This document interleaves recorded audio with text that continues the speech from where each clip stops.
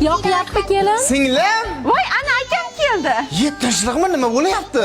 Tinchlik kelinginam asablarini massaj qilyapti. Charchagan qo'llarini ham. Men choyni yangilab kelay. Tushimmi, o'ngimmi? Aka kastingizni olib bo'pti, bering-u beraman. Yo'q, kelin jonni 2 marta aytganman. 2 qat holingizga o'zingiz urintirmang. O'tiring. Kostyumda o'zim yuvib kelaman.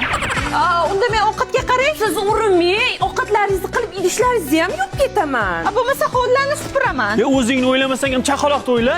Hovlini ham o'zim supuraman, xonalarni ham pilsos qilaman. Yo, to'ba, optimga obijaydan insab oldilarmi, keyin? Sen alohida chiqib ketmasang, tinchimasang kerak deb o'yladim, singlim.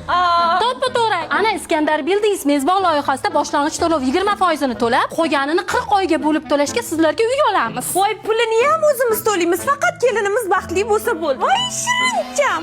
Ana mehr, ana muhabbat. Singlim zo'r o'tirgan ekansan. Endi sendan kashal bo'lmayman. Yaxshi o'tiringman. Mayli aka. Cho'ta nimadir nito'da. Konsert tamom. Darmet akangiz ketdi. Shupurgini olib, butun mahallani supurib chiqing. O'lmaysiz. Bu ishlarni tugatib, men uyimni tozalab, shipirlarimga chartib berasiz, xo'pmi?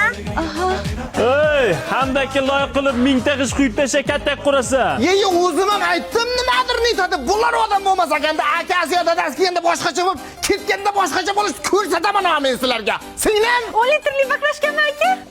Voy grijam. Ha, qanday bo'laykan, yiqqat kelindi agratishida ishlatish. Pichoqni oldin o'zingga o'rmasa keyin boshqalarga o'r. Aya opa, ozgina sabr qilingizlar, hozir ketadi. Ketaman, mana ketaman. Jiyanim tug'ilib 5 ga kirguncha yerda o'tiraman. Tez qimirlardan qo'limni ko'zingga tiqib olaman hozir. Aka, meni shunchalik yaxshi ko'rasizmi?